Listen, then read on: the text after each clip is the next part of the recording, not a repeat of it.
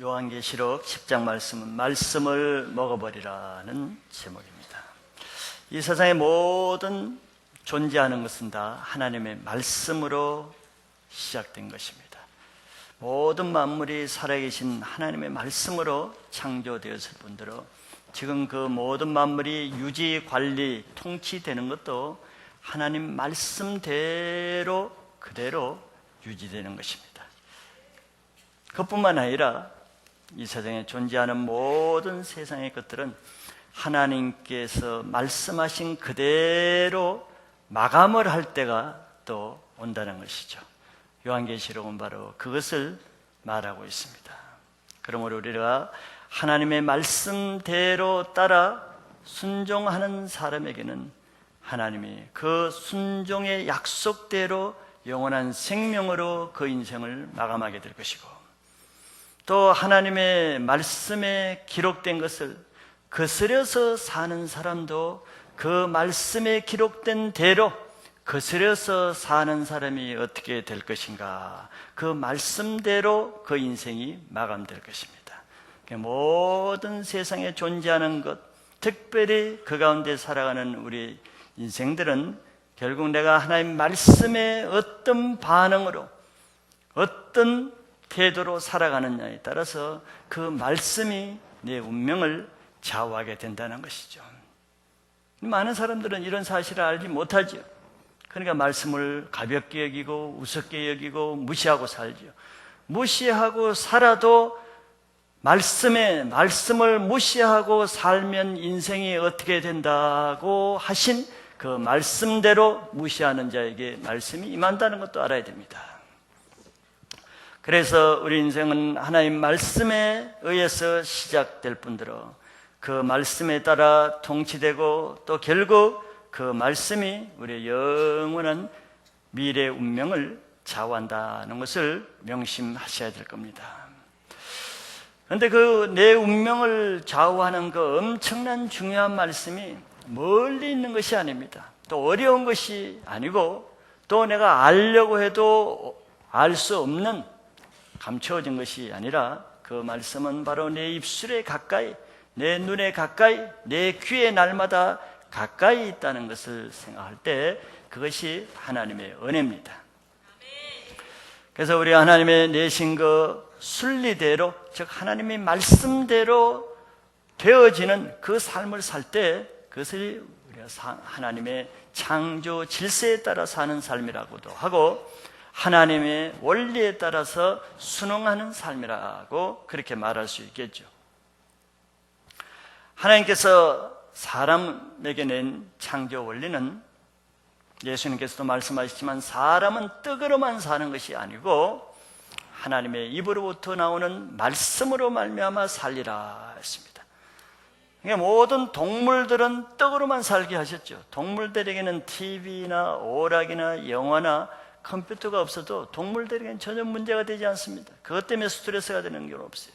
동물들은 떡으로만, 즉 육으로만 살게끔 하셨습니다. 그런데 하나님은 인간을 만드실 때는 인간에게는 동물에게 없는 바로 하나님의 형상과 모양대로 우리에게는 영이라는 영적인 것을 주셨기 때문에 그 영적인 생명은 오직 하나님의 말씀으로만 그 영혼이 생명을 얻게끔 하셨기 때문에 그렇습니다. 그래서 하나님은 사람은 하나님의 말씀을 먹어야 살게 하셨고 소는 들에 나가서 하나님이 주신 풍성한 풀을 먹고 살게 하신 것이 하나님의 원리죠. 굉장히 간단합니다. 그래서 사람은 하나님의 말씀을 잘 먹는 사람은 영적으로 강건해지고 또 소는 들에 나가서 싱싱한 풀을 먹을 때 소는 강건해지는 거예요. 당연한 것 같지만 왜 그렇겠습니까? 왜 사람이 풀만 먹어서는 강건하지 않고 왜 소가 풀은 안 먹고 말씀을 들어서는 말라 죽을 수밖에 없겠습니까? 그거는 하나님이 내신 원리가 아니기 때문에 그렇죠. 송충이는 솔잎을 먹어야 살지 송충이가 사람이 먹는 떡이나 밥을 먹고서는 굶어 죽을 수밖에 없는 것이죠. 그렇기 때문에 소가 그 먹고 싶은 풀을 먹지 못하고 사람이 인위적으로 만든 동물성이 섞인 사료를 먹으니까 도저히 괴로워서 먹지 않을 수는 없어서 할 수 없이 먹기는 하지만 하나님이 만드신 소의 모든 기능이 파괴되니까 면역성이 떨어지니까 질병이 오면은 감당 못하고 구제역이 걸리는 것이에요. 집에서 사람이 주는 그 사료를 먹는 짐승만, 가축만 구제역이 걸리지, 여러분들 산에 있는 노루나 사냥이 구제역 걸렸다는 말 들어봤습니까? 그들은 하나님이 주신 풀만 먹었는데도 이 땅에 구제역이 창궐할 때도 산에 노루나 사냥은 구제역에 걸리지 않습니다. 왜? 하나님이 먹으라는 것만 먹으니까. 소나 돼지나 가축들은 하나님이 먹으라는 풀은 안 주고 사람이 인위적으로 짐승이 먹지 못할 그런 더럽고 악한 먹지 말아야 될 동물성 사료를 주니까 하나님의 원리를 어기니까 그 재앙은 누가 받습니까? 그 재앙은 물론 짐승들도 받지만 그 하나님의 원리를 거스려 행한 그 사람, 그 주인이 받는 것이죠. 하나님의 원리대로 살아야 건강하고 하나님의 원리대로 우리는 살게끔 만들으셨는데 그것을 거스리면은 그 재앙은 거스린 사람이 받게 되는 거예요. 이와 같이 사람도 하나님의 말씀을 먹지 않고 먹지 말아야 될 세상 것들, 악한 것들, 더러운 것들, 이런 것들을 먹으니 면역성이 떨어지니까 조그만 죄가 들어와도 죄라는 유행병에 걸려서 넘어지고 타락하고 파괴되는 것입니다. 하나님 먹으라는 것만 먹으면은 어떤 죄의 유혹이 와도 어떤 죄의 공격이 와도 이길 수 있는 면역성이 생기죠. 그래서 요셉은 하나님 말씀대로만 사니까 자기 주인의 보디발의 처가 유혹을 해도 그걸 이길 수 있는 능력, 면역성이 있는데 그렇게 살지 못하니까 조그마한 시험이 와도 넘어지고 조그만 죄의 유혹이 와도 타락되고 유혹되고 음란과 거짓과 부정에 넘어지는 것은 하나님 말씀대로 살지 않으니까 죄에 대한 죄의 공격, 면역성이 생기지 않는 것입니다. 소가 풀을 먹어야 건강하게 살듯이 우리 영혼은 하나님의 말씀을 먹어야 건강하게 살 수 있다는 것을 믿으시기 바랍니다. 그래서 올 한 해는 하나님의 말씀을 먹고 건강한 신앙, 죄를 이기는 면역성이 강한 강건한 신앙을 할 수 있기를 축복합니다. 오늘은 그 하나님의 말씀에 대해서 10장이 다루고 있습니다. 먼저 하나님의 말씀을 하나님의 비밀이라고 7절에서 말하고 있죠. 하나님의 말씀은 그 자체가 영적인 비밀입니다. 왜? 이 세상에서는 알 수 없는 하늘에 속한 내용들을 기록했기 때문이죠. 그래서 그 하나님 나라의 영적인 비밀을 기록한 책이 우리는 성경이라고 이렇게 말하죠. 그리고 하나님은 하나님이 일단 기록된 그 성경 말씀은 1.1핵이라도 천지는 없어질지언정 그 말씀은 없어지지 않을 뿐더러 하나님의 때, 단계마다, 시대마다 하나님의 때에 따라 다 이루어진다고 예수님이 확정시켰어요. 그러나 하나님은 우리에게 하나님의 모든 비밀을 다 알려주시는 것은 아닙니다. 기록해서 알려주시는 것이 있고 또 알려주지 않을 것은 기록을 아예 하지 않으셨고 또 기록했다 할지라도 믿음의 수준에 따라서 알만한 사람이 있고 알지 못하는 사람이 있고 깨달을 만한 수준이 있는 사람에게는 알려주시고 깨닫지 못하는 어린아이와 같은 수준이 있는 사람은 똑같은 성경 기록된 말씀을 보아도 하나님이 감춰놓는 사람이 있다는 것이죠. 이것이 하나님의 말씀의 특징입니다. 첫째, 하나님은 기록하지 말라 하는 말씀을 하죠. 사도 요한은 또 다른 힘센 천사가 하늘로부터 구름을 타고 내려오는 것을 봤습니다. 천사는 많이 있는데 요한이 본 천사는 힘센 강한 천사였습니다. 천사는 계급이 있죠. 우리 군대에 계급이 있듯이 파워가 강한, 능력이 강한, 힘이 센 천사, 즉 천사장 같은 천사가 있고, 그 밑에 많은 또 낮은 천사들이 있습니다. 군대는 똑같은 사람이라도 나이가 적어도 계급이 높은 상관이 부하에게 명령을 하듯이 천사도 마찬가지예요. 위에 힘센 천사가 밑에 있는 천사에게 명령을 하는 그런 체계입니다. 가장 힘센 천사가 천사장이죠. 미카엘이라든가 가브리엘 같은 천사는 다 우리에게 알려진 천사장입니다. 힘센 천사가 하늘로부터 구름을 타고 내려오는 것을 사도 요한이 본 것이죠. 그런데 그 힘센 천사가 어떤 모습을 하고 있었냐면은, 그 천사는 마치 예수 그리스도와 같은 그런 모습을 하고 내려왔는데, 그것은 바로 그 천사가 예수 그리스도의 사명을 감당하기 위해서 예수 그리스도의 영광을 가지고 온다는 것을 보여주는 것이죠. 그 모습이, 첫째는 그 천사가 옷을 입은 것을 보니까 구름을 옷 입듯이 입고 있었는데, 이 구름은 하나님의 영광을 나타내는 것이죠. 그러니까 천사 개인의 일을 하지 않고 천사는 하나님의 사명을 감당하는 심부름꾼이라는 것 뜻입니다. 그래서 하나님의 위엄을 입고 오는 것이죠. 둘째, 그 머리를 보니까 머리에는 무지개가 있었다고 했는데, 무지개는 하나님의 약속, 언약의 상징이죠. 처음 무지개를 낸 것이 노아와 언약을 맺은 상징으로 무지개를 나타내 보여주셨습니다. 그래서 무지개를 입고 왔다는 것은 이 천사가 하나님의 언약, 약속을 시행하는 천사라는 것을 나타내 주는 것이죠. 하나님의 모든 심판은 임의로 하는 것이 아니고 이미 하나님의 약속하신 것을 때에 따라 성취하시는 것이기 때문에, 그 모든 천사가 하는 것은 하나님의 말씀, 언약에 따라 순종해서 하라는 것을 하는 것이지 천사가 임의로 하는 것이 아니라는 것을 나타내는 것이죠. 셋째는 그 천사의 얼굴을 봤더니 해와 같이 빛났다는 것이죠. 해와 같았다는 것은, 이것은 그리스도의 영광을 나타냅니다. 여러분들도 믿음이 없을 때는 얼굴이 어둡지요, 시커멓지요. 연탄재를 바른 것처럼 시커멓습니다. 그래서 여기 앉아 있어도 시커먼 사람들이 군데군데 있어요. 세수를 안 해서 그런 것이 아니고 하여튼 시커먼 사람이 있어요. 그런데 그 사람이 하나님의 은혜를 받으면은 그 다음날 못 알아볼 정도로 빛이 납니다. 실제로 그렇지요? 여러분들 그 얼굴에 빛이 나는 거예요.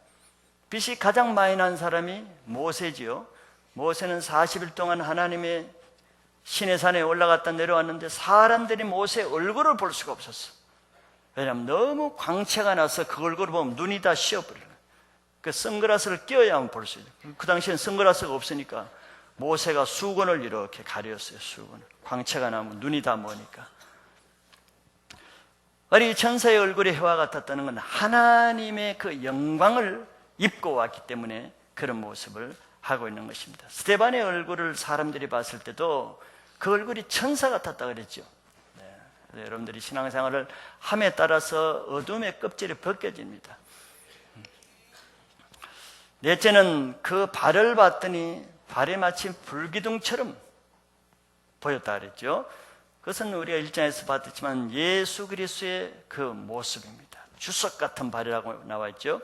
예수님의 위엄. 그런데 그 오른발은 바다를 밟고 있었고 왼발은 땅을 밟고 있었는데, 그걸 무엇을 상징하겠습니까? 땅과 바다는 이 세상을 나타내죠. 천사가 장차 이 세상을 주관하고 있는 그 하나님의 권세를 나타내고, 천사가 앞으로 할 일은 이 바다와 땅에 하나님의 심판을 시행하는 그 영역을 보여주는 것이라 알 수 있습니다. 그 천사의 손을 봤는데, 사도 요한이 볼 때 그 손 안에는 한 작은 책, 두루마리죠. 그때 당시에는 이런 책이 아니라 양피지에 두루마리로 책을 했기 때문에 두루마리는 오늘날 책을 말하는 것입니다. 한 작은 책이 있었는데, 그것은 바로 천사가 뭘 가지고 있겠어요? 천사가 임의로 알아서 나중에 심판하는 것이 아니고, 천사는 하나님이 주신 그 책에 기록된 대로, 책에 하라는 대로, 이미 하나님이 말씀하신 대로 책을 보고 책에 기록된 그것을 행하기 위해서 손에 책을 가지고 있는 것을 나타내는 것이죠. 두 번째는 7 우레소리가 있었다 그랬어요. 힘센 천사가 사자소리같이 크게 부르짖을 때 큰 소리와 함께 7 우레는 천둥소리죠. 이 천둥소리가 7 천둥소리가 7가지로 각각 제말을 했다는 것이에요. 그래서 요한은 또 이 귀한 말씀이니까 얼른 여러분들처럼 노트를 펴서 기록하려고 그랬습니다. 기록한다는 것은 하나님의 말씀을 귀중히 여기는 것이죠. 하나님의 말씀을 들어도 다 머리로 굴린 사람은 하나님의 말씀을 가볍게 여기는 거예요. 근데 요한은 그러지 않고 딱 말씀 천둥으로 소리 나니까 금방 연필을 가지고 기록하려고 그랬어요. 귀하니까. 여러분들 귀한 것은 기록하려고 그러죠. 학교에 수업을 들어도 관심 없는 사람은 머리를 딱 갖다 졸다가 그 내용 중에 귀하고 중요한 것은 기록하려고 그러고 줄치려고 그럴 것입니다. 요한이 하나님의 말씀에 대한 자세를 보여주는 거예요. 기록하려고 또 이것도 기록하려고 하는데 이게 다 요한계시록 어떻게 나왔겠어요? 하나님 말씀하실 동안 요한이 기록했기 때문에 이게 나온 거예요. 기록을 안 했으면 머리로 굴렸으면 나중에 엉뚱한 거 기록하고 헷갈리게 기록하고 그랬을 거예요. 그래서 천둥 소리가 날 때 기록하려고 이때도 준비했는데 이때는 하나님이 하늘에서부터 또한 음성이 났는데 뭐라 그러냐면 이 말은 기록하지 말고 임봉하라. 즉 봉해놔라. 그냥 너만 듣고 딴 사람에게는 알릴 필요가 없다. 알리지 말라고 한 것입니다. 이와 같이 하나님의 말씀은 하나님의 말씀이라고 해서 모든 사람에게 다 알려주시는 것이 아니고 알려주시는 것과 알려주시지 않고 임봉, 즉 감추어진 말씀이 있다는 것이죠. 그러므로 성경에서 우리는 기록된 말씀 중에도 하나님이 감추어 준 것이 많고 또 기록되지 않는, 즉 우리가 알고 싶은 궁금해한 사실들도 기록되지 않는 것이 성경에 많습니다. 즉 성경의 모든 하나님의 비밀이 다 기록된 게 아니에요. 그렇게 기록하려면 하늘을 두루마리로 삼아도 다 기록이 안 되겠죠. 그러므로 우리는 성경에서 하나님이 알려주시지 않는 것을 억지로 알려고 할 필요가 없습니다. 하나님이 알려주시지 않는 것을 억지로 하려고 하는 그런 사람은 대부분 미혹에 많이 빠집니다. 그 대표적인 사람들이 주로 이단을 창설한 사람들이죠. 그런 마음은 사단이 주는 인간적인 욕심에서 나오는 것이고 육적인 호기심의 동기로 그것을 알려고 하는 것이지 정말 하나님의 뜻을 알고자 하고 하나님을 위해서 알려고 하는 동기가 아니기 때문에 사단의 미혹을 받아 바로 그런 대로 빠지게 될 위험성이 있는 것이죠. 그런 사람일수록, 즉 하나님이 알려준 것에는 관심이 없고 하나님이 알려주지 않는 것에 관심을 가지는 그런 사람들은 항상 위험성을 내포하고 있습니다. 하하가 타락한 연유가 바로 그것이죠. 하나님은 한 번도 선악과를 먹으면 네가 네 눈이 밝아 하나님과 같이 된다는 말을 한 적이 없어요. 그렇게 말씀을 안 하시면은 그걸 알려고 할 필요가 없습니다. 정말 그걸 먹으면 눈이 밝게 되는지 아니면 하나님과 같이 되는지 알려고 할 필요가 없는 거예요. 그런데 그런 것들을 누가 잘 안다고 말합니까? 뱀이 그걸 안다고 얘기하는 거예요. 뱀이. 나는 안다. 너는 몰라도 나는 안다. 하나님 왜 먹지 못하게 한 줄 아느냐? 네가 먹으면 하나님 눈이 밝아 하나님같이 될까 봐 안 알려준 것이다. 그런데 나는 안다. 내가 알려주겠다. 하나님이 안 알려준 것을 내가 알려주겠다는 거예요. 그건 누가 하는 짓이겠습니까? 바로 사단이 하는 것이죠. 하나님이 알려줘야 될 것은 다 성경에 기록되었고 알려주지 않아야 될 것은 기록은 안 하십니다. 그런데 꼭 기록한 것도 다 모르면서 기록한 말씀도 믿지도 않고 그대로 살지도 않으면서 그것도 다 못하면서 기록되지 않은 것에만 관심을 갖는, 그것은 누가 하는 지식이겠습니까? 그런 사람은 하나님이 이미 알려준 것도 깨닫지 못하면서 늘 새로운 것에만 관심을 갖는 거예요. 늘 남들이 모르는 것만 관심을 갖는 거예요. 누구 때문에 계시면? 자기 자만심, 허영심, 지적인 욕심 때문에 그런 것이죠. 하나님이 매주마다 이미 알려주신 말씀도 믿지도 않고 깨닫지도 못하고 순종해 살지도 않으면서 또 다른 것만 알려고 하는 것이죠. 지식에 관심이 있지 그 말씀을 하시는 하나님께 관심이 있는 게 아니에요. 아는 데 관심이 있지 알아서 순종해 살려는 데 관심이 있지 않아요. 그 성경에 대한 내 지식욕에 관심이 있지 그 지식을 통해서 하나님을 아는 데 관심이 있는 게 아니에요. 그런 사람은 주보에 딱 나와서 뭐 요한복음 3장 16절이다. 주보에 오늘 본문을 보면은 이거 다 아는 건데 주일학교 때부터 아는 건데 관심을 안 둡니다. 뭐 신년기도에 예레미야 33장 3이다. 그건 많이 들은 것인데 저는 그 말씀은 그 사람보다 더 많이 들었을 거예요. 다 외우고. 바로 이런 사람들이 대표적인 종교적인 사람의 특징이죠. 그런 사람은 성경은 읽어도 그냥 다 아는 말씀이라는 거예요. 그것도 알고 요한복음도 알고 창세기 1장 1절도 알고 다 알아. 다 아는 것은 더 할 필요가 없어요. 왜? 아는 것이 목적으로 신앙을 합니까? 아는 것이 목적으로.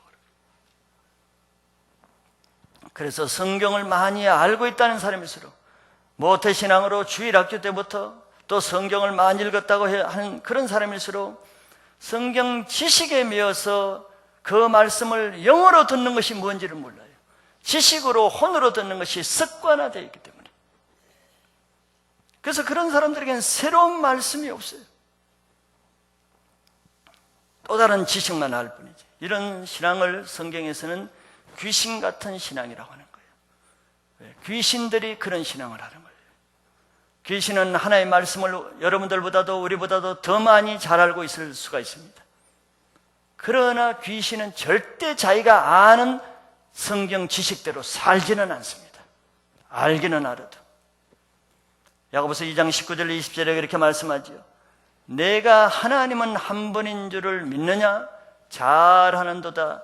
귀신들도 믿고 떠느니라. 귀신들도 그 정도는 한데 그 하나님의 말씀 믿고 뜬때 여러분들 떨지는 않죠. 회개하라. 회개 안 해서 뜹니까? 넘넘하죠. 귀신들은 떨어. 와, 큰일 났네. 떨면서도 순종은 안 해. 대단한 악착 같은 사람들. 이런 사람들은 귀신 같은 믿음을 하는 거예요. 20절에 허탄한 사람아 행함이 없는 믿음이 헛것인 줄을 알고자 하느냐? 행함이 없는 믿음이 바로 귀신 같은 믿음이에요. 행하지는 않고 알려줘도 행하지는 않고 제가 그렇게 성경을 많이 안다 그래도 아는 대로 하지는 않고 귀신 같은 믿음이에요. 그러니 귀신 같은 행동만 하는 거죠.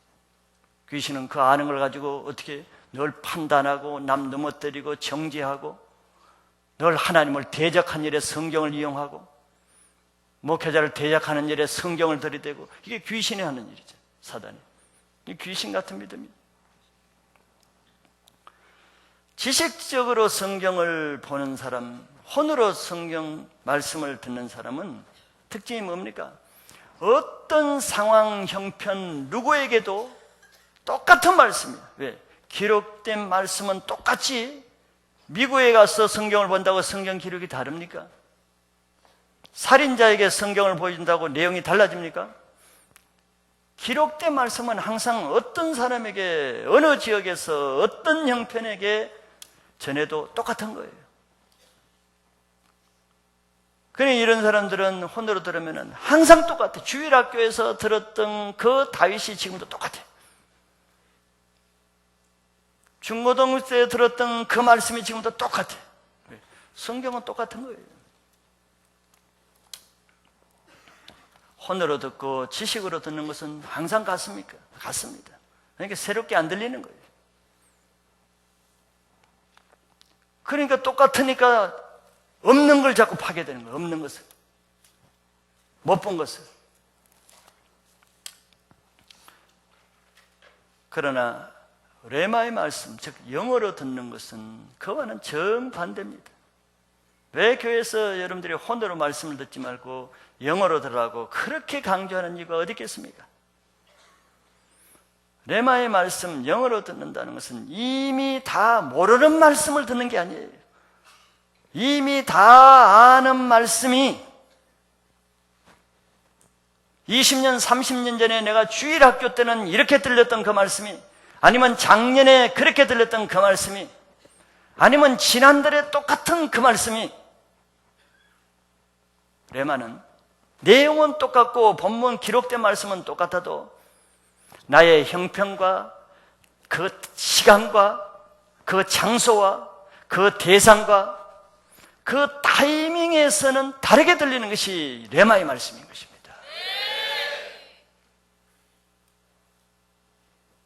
주일학교 때 그 때와 형편과 여러분들의 신앙 수준과 여러분들의 상태가 지금과 똑같다면 100%라면 똑같이 들리겠지. 그럼 그렇습니까? 주일학교 그 신앙이 아직도 하나도 성장 안 하고 아직도 어린애 신앙이라면 그렇게 들리겠지. 신앙이 자라지 않으면 똑같이 들리는 거예요. 그러나 레마라는 것은 그때라는 것은 말씀이 들려지는 이때라는 것이, 이때 나에게, 즉 이런 형편에 있는 나에게 내 형편을 정확하게 아시는 그 하나님께서 친히 나에게 하는 말씀으로 들리는 것이 레마입니다. 그렇게 듣는 것을 하나님 말씀을 영어로 듣는다는 거예요. 왜 그것이 똑같이 들리겠습니까? 그 말씀이 똑같이 받아들여지겠어요? 어제 받았던 말씀도 오늘 다르게 듣는 거예요.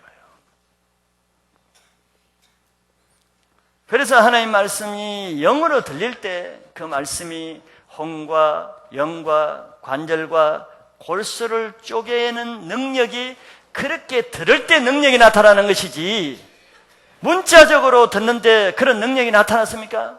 똑같지요. 문자 자체는 능력이 있는 게 아니에요. 그렇기 때문에 하나님이 주시지 않는 말씀에 집착하지 말고 그때 그 상황에, 여러분들 말하면 그 주일에 또 일부 예배 때 나에게 주시는 하나님의 음성으로 들을 수 있어야 그 말씀이 여러분들에게 영어로 역사하는 것을 믿으시기 바라요. 말씀을 듣는 이런 훈련이 되어 있어야 되는 거예요. 의자에 앉아있는 훈련보다 더 중요한 것은 말씀을 영어로 듣는 훈련인 것입니다. 그래서 올해는 여러분들이 말씀을 영어로 듣기 위해서는 성경이 뭐라고 합니까? 내 마음을 낮추고 내 마음을 겸비케 하고 상하고 통회하는 마음으로 말씀을 들어야 네가 말씀을 대하는 자세만큼 하나님이 그 말씀을 그렇게 들리게 하신다는 거예요. 그래서 여러분들이 먼저 내 귀가 할례를 받아야 됩니다. 내 귀가 할례를 받지 못하면 모든 하나님의 말씀이 욕으로 들린다 그러죠. 하나님 말씀이 욕하는 것이 아니라 내 귀가 욕으로 들리는 거예요.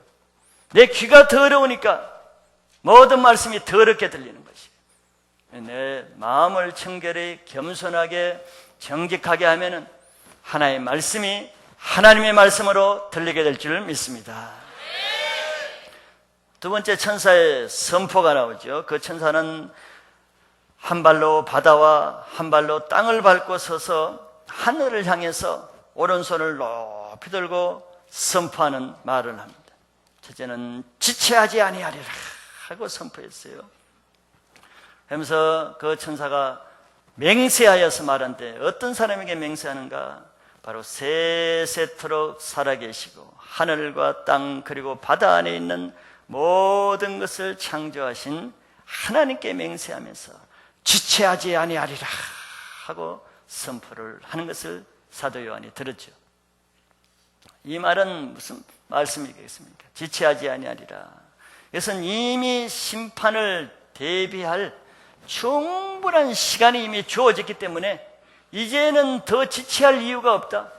회개할 사람은 충분히 회개할 기회를 주고, 예수를 믿을 사람은 충분히 믿을 기회를 주고, 복음을 들을 사람은 충분히 들을 기회를 이미 넉넉하게 줬기 때문에 이제는 하나님의 말씀 시행을 더 이상 지체할 필요가 없다는 그 선포입니다.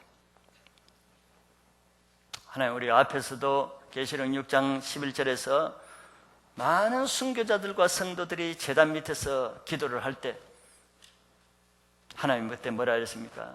왜 빨리 응답 안 해줍니까? 할 때 아직 잠깐 좀 기다리라 그랬죠. 그래, 힘들지만 잠깐만 좀 기다리고 쉬고 있으라. 아직도 순교의 피를 흘려야 될 사람과 아직도 구원받을 사람의 수가 차야 되니까 그때까지는 좀 기다리라. 하나님의 은혜를 베푸는 시기를 말씀했죠. 근데 지금 천사가 선포하는 것은 바로 그 때가 이제 되었다는 것이죠. 그때는 바로 7째 나팔을 불 때가 되었다는 것입니다. 시간이 주어질 때 준비할 수 있는 신앙을 하시기를 축복합니다. 지금은 시간이 주어질 은혜의 때인 것을 믿으셔야 되는 거예요. 은혜를 멸시하는 자에게는 더 이상 은혜의 때가 주어지지 않습니다. 두 번째는 천사가 이루어지리라 했습니다. 7째 천사가 나팔을 불 때 하나님의 그의 종 이미 선지자들에게 전하신 그 복음 그대로 하나님의 비밀이 이루어지리라 하는 선포죠. 하나님은 인격적이시고 자비하신 분이기 때문에 어떤 큰 일을 행하기 전에는 갑자기 행하지 않는다 그랬죠. 심판도 갑자기 행하지 않고 반드시 자비하신 하나님이 자기 종 선지자를 통해서 내가 장차 무엇을 할 것인가 하는 것을 미리 알려주신다 그랬습니다. 이게 하나님의 은혜죠. 그런데 구약에는 많은 선지자들이 그 하나님이 알려주시는 걸 증거했다가 다 돌에 맞고 칼에 목베임을 당하고 순교당했습니다. 핍박을 받았죠. 아모스 3장 7절에 주 여호와께서는 자기의 비밀을 그 종 선지자들에게 보이지 아니하시고는 결코 행하심이 없으시리라 그랬습니다. 하나님이 먼저 선지자들에게 말씀을 통해서 미리 알려주지 않은 일은 행하지 않습니다. 이게 얼마나 인격적입니까? 우리 부모가 가정에서 자녀들에게 너 이런 일은 하면 안 돼. 하면 너 몇몇 맞아. 엄마가 먼저 얘기해주고 나중에 그 일을 행할 때 징계를 하는 것은 인격적입니다. 그러나 얘기도 안 해주고 갑자기 하는 것은 비인격적이죠. 그러나 하나님은 그러시지 않는다는 거예요. 자기 선지자들에게 듣든지 안 듣든지 그거는 자기 책임이지만 일단은 다 얘기해 준다는 거예요. 너 그렇게 살면 어떻게 되는가? 그렇게 신앙생활하면 어떻게 되는가? 그렇게 매주 와서 교회만 앉았다 가면 네 신앙이 어떻게 되는가? 분명히 말씀해 주십니다. 그리고 말씀해 준 그대로 나중에 그대로 말씀대로 시행하기 때문에 하나님은 공평하시고 하나님을 핑계할 수가 없어요. 그래서 하나님의 마지막 심판이 있기 전에 이미 선지자들을 통해서 죄가 무엇이며 죄에서 구원받는 길이 무엇이며 죄를 회개하지 않으면 어떤 심판이 오는가 하는 것을 이미 다 말씀을 통해서 해주십니다. 여러분 다 들으셨죠? 못 들었다고 핑계할 수 없습니다. 그때 잤는데요. 잔 건 자기 책임이지. 그러나 많은 사람들이 그 말씀을 흘러듣습니다. 자장가처럼 듣습니다. 그리고 그 말씀을 대적하고 비웃기까지 합니다. 그리고 무시하고 판단합니다. 오늘날만 그런 것이 아니고 구약에서 이미 많은 선지자들이 그런 대우를 받은 거예요. 그러나 듣든지 안 듣든지 그들에게 전한 바로 그 말씀이 그들을 심판할 때가 올 것입니다. 사람들은 그때 가서야, 즉 심판이 임했을 때야, 아 맞아, 내가 그런 말씀을 들은 적이 있지, 그때 깨닫게 된다는 거예요. 에스겔서 33장 32절 33절에 그들은 백성들이고 내가는 선지자들을 말하는 것이죠. 하나님 말씀입니다. 그들은 내가 고운 음성으로 사랑의 노래를 하며 음악을 잘하는 자같이 여겼나니 내 말을 듣고도 행하지 아니하였거니와. 사람들은 자기가 사랑의 노래를 하는 거죠. 여러분, 서로 사랑합시다, 서로 잘 삽시다, 도우면서 삽시다. 듣기 좋은 말이지. 그냥 하는 문화적인 교원 정도로 받아들이는 것이죠. 그러나 33절에 그러나 그 말이 응할 때가 온다는 거예요. 그 말이 응할 때는 그들이 한 선지자가 자기 가운데 있었음을 알리라. 편안하게 앉아서 편안하게 말씀을 들을 때는 좋은 말씀이네, 그래 좋은 말씀이지, 그래 뭐 그럴 수도 있겠지, 좋은 문화 강연을 놓은 것처럼 듣습니다. 흘러버리죠. 이번 주도 듣고 다음 주도 듣고 또 듣고, 그래서 1년 흘러가는 거예요. 그래서 10년도 흘러가고. 그러나 그 말씀이 응할 때가 오면은 그 사람들이 뭐라고 말해요? 아, 전에 우리에게 이런 때가 올 것이라고 말씀하시던 그 목사님이 있었지, 이렇게 말합니다.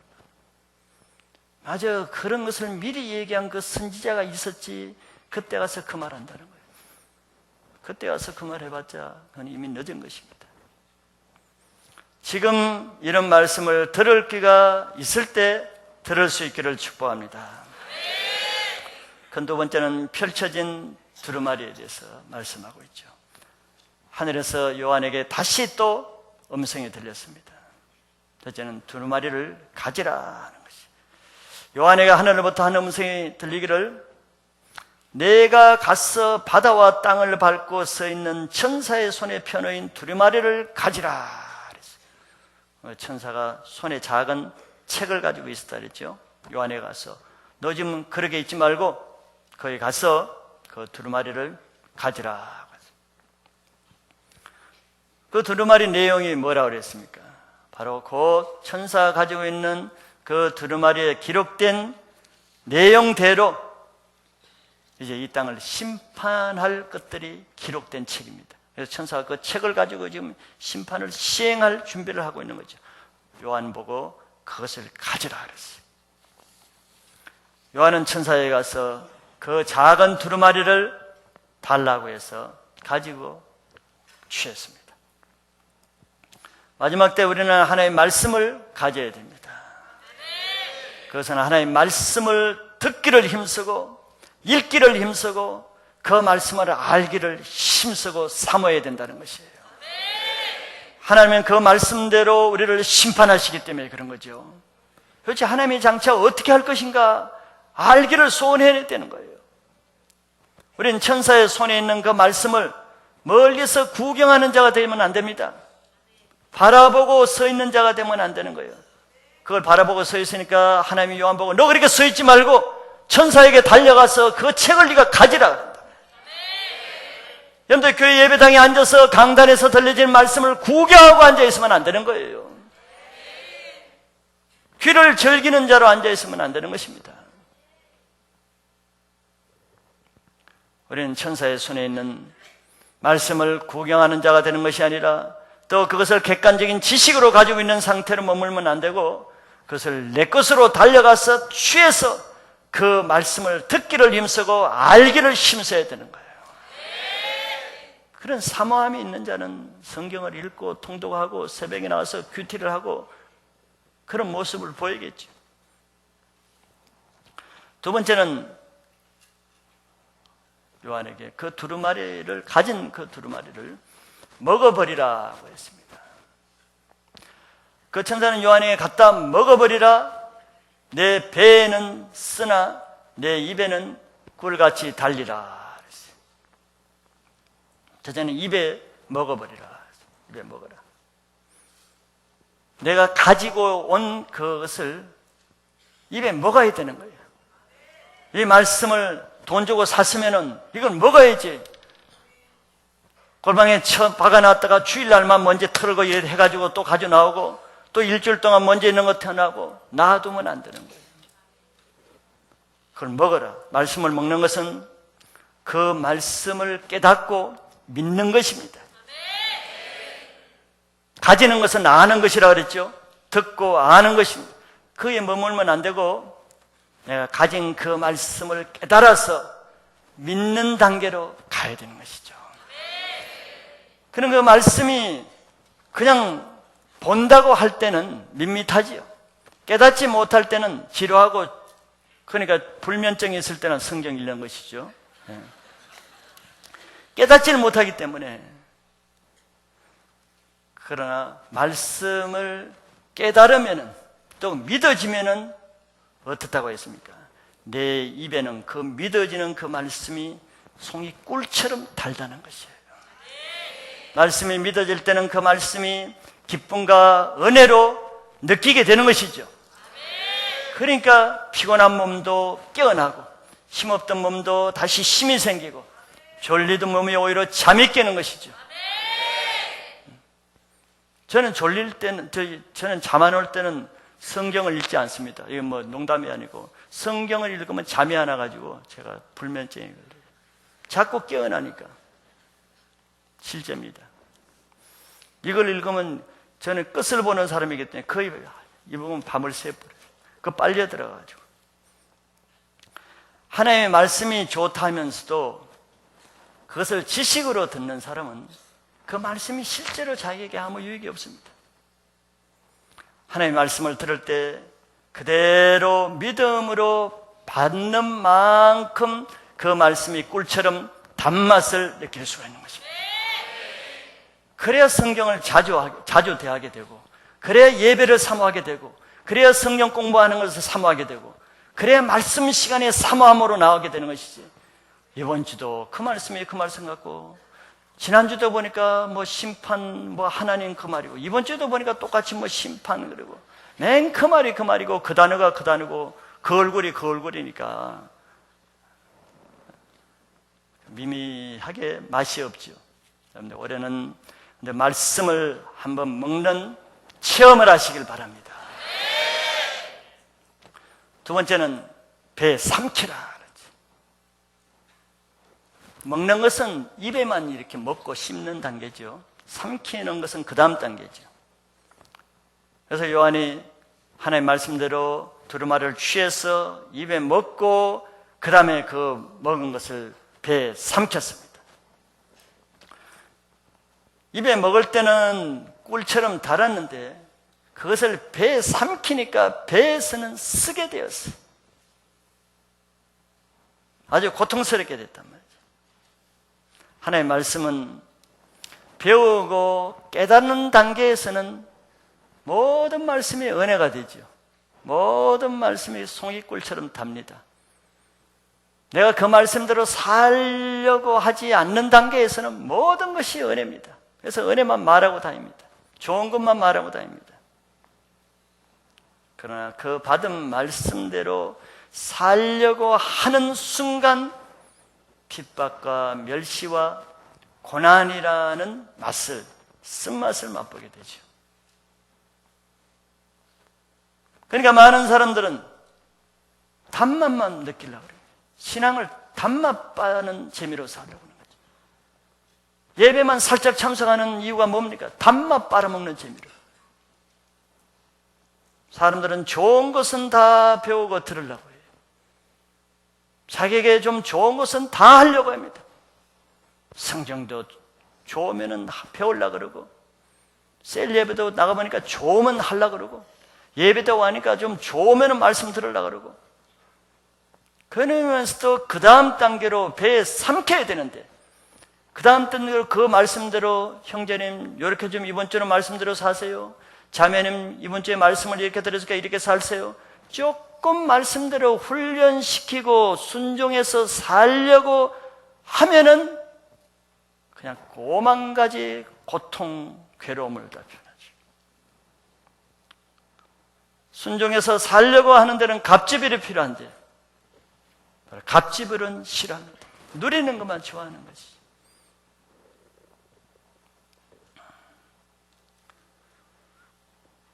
사람들은 우리 교회는 훈련하는 교회입니다. 그런 사람들이 나는 교회에 많이 오기를 원치 않은 것이죠. 뭐 구원받기를 원하는 사람은 다 원하지만 단맛 빨아먹는 그런 사람들은 교회 오기를 원치 않습니다. 새가족 OT도 왜 우리가 회비를 받고 엄격하게 합니까? 하나님께 살려는 사람이 새가족 OT를 받아야 하나님 일꾼이 되는 건데 단맛 빨아먹기 위해서 남이 좋다니까 나도 한번 가보자. 그 다음 주에 무슨 잔치 있으면 획 빠지고 단맛 빨아먹기 오는 거지 말씀대로 살기 위해서 하는 사람이 아니면 받지 않습니다. 그냥 엄격하게 하지요. 그래서 새가지고 어떻게 또 한 주만 빠져도 탈락시키잖아요. 조금 값 좋은 거는 다 적극적으로 셀장님 나 참석하게 해주세요. 그 다음 주는 뭐 어디 친구가 뭐 놀러 가자 하면 쇳 빠지고 단물 빨아먹는 데는 아주 적극적으로 참석하고 하나님께서 살려는 때는 싹싹 다 빠져나가고 그런 신앙이 안 자라는 것입니다. 결혼 세미나도 아무리 청년들이 결혼이 급해도 결혼할 자세, 하나님을 위해서 살 자세가 안 된 사람은 결혼 세미나도 참석 못 하겠습니다. 새가지고 OT를 수료한 사람, 세일해서 중심을 들인 사람, 근데도 신천에서 내가 어제야 또 새가지고 OT도 하지 않는 사람이 불순자들이 끼어있는 걸 발견하고 놀랐어요. 그렇게 강조해도 하여튼 그런 사람들이 끼어들어요. 단맛 빨아먹으려고. 놀라운 일이야. 놀라운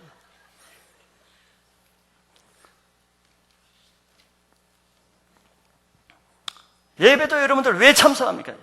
우리 주보에 딱 나왔지. 예배 시간에 이동하지 마세요. 더 중요한 거 있으면 나갔다 들어왔다 나갔다 들어왔다. 예배를 드리러 오는 것이에요. 참석하기 위해서 오는 거예요. 교회가 너무 세상적으로 하니까 모든 교회가 그렇게 받아주니까. 주기철 목사님은 산정교회에서 설교할 때 주기철 목사는 오산 학교를 나왔죠. 오산학교 교장이 조만식 장로님이었어요. 자기 스승입니다. 그 교회 장로님이었어요. 예배 때 조금 지각하셨나 봐요. 조만식은 원래 나라 일로 바쁘신 분이니까 장로님이 일부러 지각하지는 않았겠죠. 그때 내가 기억하기로는 아주 나라의 중요한 일을 의논하는 사람이 찾아와서 하다가 조금 늦었대요.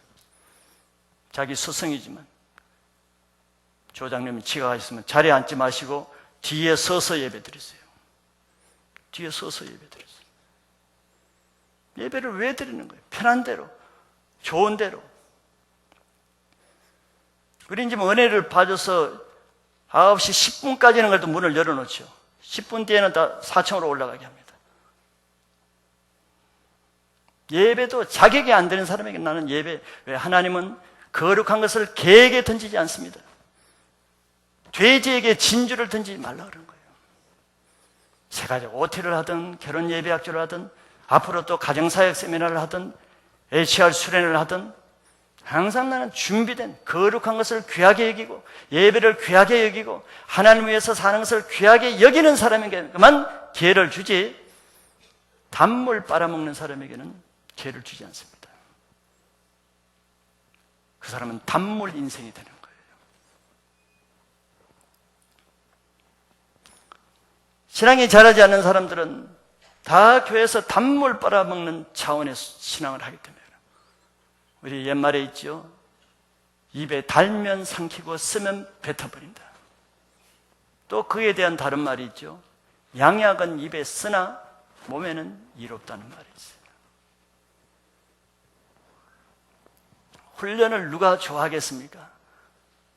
아니, 내가 변화되고 하나님의 사람으로 바뀌기 위해서 훈련을 받는 것이지 훈련이 체질적으로 좋아서 받는 사람은 많지 않습니다.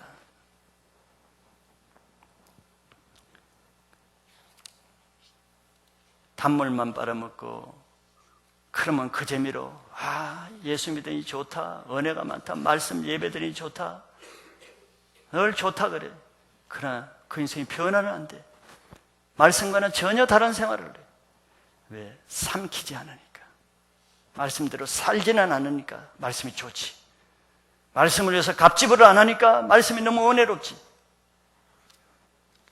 아무리 영양가 있는 음식이라 할지라도, 입에서는 정말 달콤한 맛이라 할지라도 그것을 입에만 먹고 뱉어버리고 삼키지 않으면 몸에는 효과가 없겠죠.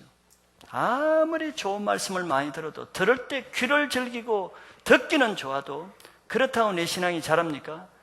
듣기 좋은 그 말씀을 가지고 내 믿음이 자랍니까? 그렇지 않습니다. 아무리 좋은 말씀이라도 그 말씀을 삼켜서 말씀대로 사는 갑집을, 그 훈련이라고 말하지. 그래서 예수님이 제자들을 훈련시킨 거잖아요. 훈련을 통한 사람만 신앙이 성장하고 예수 그리스도의 인격으로 변화되는 것이지, 교회 생활 연수 더한다고 변화되는 것이 아닌 것이죠. 그래서 여러분들이 하나님 말씀에 대한 태도를 바꾸면은 그 말씀이 여러분들에 대한 태도가 달라집니다. 전에는 능력 없는 그 말씀이, 내가 말씀에 대한 경외심의 태도를 바꾸면 그것이 나에게 능력으로 나타날 것을 믿으시기 바랍니다. 마지막 세 번째는 다시 예언하라 하는 말씀입니다. 이 말씀을 먹고 배에 삼킨 요한은 굉장히 썼습니다. 그때 천사가 요한에게 뭐라고 말합니까? 내가 많은 백성과 나라와 방언과 임금에게 다시 예언하여야 하리라 말했어요. 이것은 말씀을 먹고 말씀대로 은혜를 받고 사는 사람은 이제는 내가 받은 그 말씀을 세계 만방에 나가서 증거하고 선포해야 될 사명을 주는 것입니다. 하나님의 말씀은 나만을 위해서 준 게 아니에요. 나만을 위해서 줬다 그러면 우리는 구원받을 수 없겠지요. 우리 선대의 사람이 자기만 복음을 믿고 죽었다면, 우리가 복음을 못 들었으면 우리는 예수 믿을 수 없어요. 그러나 자기가 복음을 받은 그 복음을 내가 핍박하고 무시하고 멸시하는 나를 위해서도 포기하지 않고 끊임없이 나에게 말씀을 전하고 양육하고 하나님 말씀대로 살려고 고민하는 사람이 있었기 때문에 오늘날 나 같은 사람이 있었는 거지, 내가 저절로 복음을 믿고 예수 믿은 것이 아닌 것이죠. 그러니 그 말씀을 받은 나도 또 나 혼자만 믿고 그냥 교회 살짝 왔다 가고 그러면은 뭐가 되겠어요? 그는 살인 방조죄가 되겠죠. 많은 영혼들을 죽이는데 내가 방조하는 것입니다. 복음을 듣지 못하고 죽어가는 그것을 알면서도 방조하는 것이죠. 살인 방조죄야 됩니다. 그러나 내가 복음을 받았으면 그 은혜 빛을 갖기 위해서도 아직 복음을 알지 못하고 죽어가는 그 영혼들에게 한 사람, 자기 가족이 아니라 내가 이제는 많은 백성과 나라와 방언과 임금에게 다시 예언하여야 하리라 그랬습니다. 그 말씀을 증거할 때 바로 배에 쓰다는 것이 그건 것이죠. 은혜 받았으면 나 혼자 가만히 있으면 얼마나 좋아. 그냥 셀 예배 살짝 갔다 왔다, 주일 예배 살짝 갔다 왔다. 자기를 단맛 빨아먹는 재미야. 그러다 셀에서도 뭐 중간 나한테 좀 안 좋은 소리 하면 그다음부터 셀도 안 나가버려. 셀 바꿔달라 그래. 단맛이 없으면 옮겨 다니는 거야. 단맛이 빠지면 또 옮기고, 그러다 또 거기서 단맛 없으면 또 교회까지 옮기고, 단맛 인생이 됩니다. 하나 그 말씀을 받을 때는 좋으나 증거하려고 그러면 쓴맛이 있지요. 내가 잘못한 것 없이 자기를 위해서 복음 전해주는데도 나를 멸시하고 비난하고 대적하고 참 억울한 대우지만 그것이 바로 쓴맛입니다. 양약은 입에는 쓰지만 몸에는 달다듯이 그 쓴맛을 통해서 내가 예수 그리스도의 십자가의 인격이 형성되는 거예요. 그것이 바로 훈련인 것입니다. 우리가 예수 그리스도의 인격이 어디서 나타나요? 십자가에서 나타나는 거예요. 나를 죽이는 그 죄인을 미워하지 않고 사랑할 수 있는, 내가 전도하는데도 그 사람이 나를 악하게 대하는 그런 훈련이 인격 훈련이고, 그것을 통해서 우리 가운데 예수 그리스도의 형상이 회복되어 나가는 하나님의 영광이 나타나는 것입니다. 왜 우리가 열방과 임금에게까지 복음을 전해야 되는가?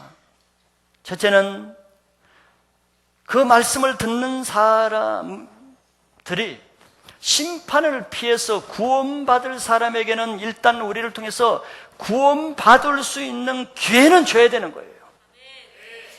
복음을 몰라서 못 믿었다, 이건 바로 우리 책임, 먼저 복음을 믿은 사람의 책임이거든. 믿든지 안 믿든지는 내 책임이 아니에요. 내가 상관할 영역이 아니고, 믿든지 안 믿든지 그들에게 일단 믿을 수 있는 기회는 줘야 되는 것이에요. 그것이 우리가 복음을 증거해야 될 이유입니다. 기회는 줘야 될 거 아니에요. 예수를 믿으면 구원받는다는 것을 알 수 있는 기회를 주고, 죄를 회개하면 심판에서 구원된다는 것을 알 수 있는 기회는 줘야지, 그런 기회까지도 주지 않으면 우리는 바로 살인, 방조죄에 해당된다는 거예요. 그리고 두 번째는 그 복음을 전했는데도 듣고도 받아들이지 않는 사람에게는 마지막 심판 때 핑계거리를 없게 하기 위해서, 변명거리를 없게 하기 위해서 우리는 복음을 전해야 되는 것입니다. 그래서 사람이 복음을 듣지 못해서 죽게 되는 책임은 우리에게 있고, 내가 복음을 전했는데도 믿지 않아서 거부해서 받는 심판의 책임은 그 사람 자신에게 있다는 거예요. 에스겔서 33장 7절부터 그 말씀이 이렇게 기록되어 있죠. 인자야, 내가 너를 이스라엘 족속의 파수꾼으로 삼음이 이와 같으니라. 그런즉 너는 내 입의 말을 듣고 나를 대신하여 그들에게 경고할지라. 하나님이 우리 말을 전하게 하는 것이 아니에요. 내 일을 하는 것이 아니고 하나님의 입의 말을 대신 전하는 거예요. 전달자예요. 그들이 받아들이지 않더라도 배척해도 나를 배척하는 게 아니에요. 내가 대신하는 하나님을 배척하고 예수님을 배척하는 거지. 가령 내가 악인에게 이르기를 악인아 너는 반드시 죽으리라 하였다 하자. 내가 그 악인에게 말로 경고하여 그의 길에서 떠나게 하지 아니하면 그 악인은 자기 죄악으로 말미암아 죽겠지요. 그러나 내가 그의 피를 너 손에서 찾는다는 거예요. 악인아 너 그렇게 살면 죽는다. 하나님의 말씀을 전하라 그랬어요. 그걸 알고도 악을 지으면서 죽을 짓을 하는 사람에게 그 말을 전하지 않아가지고 그 사람이 죽으면은 그 사람의 죽은 피 책임을 누구에게 받냐? 그 사람에게 받는 것이 나에게 받는다는 거예요. 그러나 너는 악인에게 경고하여 돌이켜 그의 길에서 떠나라고 하되 그가 돌이켜 그의 길에서 떠나지 아니하면 그는 자기 죄악으로 말미암아 죽으려니와 너는 내 생명을 보존하리라. 내가 전했는데도 그 사람이 거부하고 완고해서 듣지 않으면은 그 사람은 그 죄로 죽지만 너는 책임이 없다. 너의 생명은 내가 보장한다. 이래서 이 두 가지 때문에 우리가 복음을 전해야 되는 것입니다. 아직도 여러분들이 예수를 믿으면서도 아직도 믿지 않는 여러분들 남편, 여러분들 핍박하는 남편과 아내, 복음을 거부하는 부모, 형제, 자녀들, 거기에 머물지 않고 성경은 백성과 나라와 여러 열방의 나라, 방언이라는 것은 말이 틀린 다른 나라, 임금이라면은 바로 하나님이 세우신 지도자, 이런 사람들에게 나가서 복음을 증거해야 될 책임이 있다는 것이에요.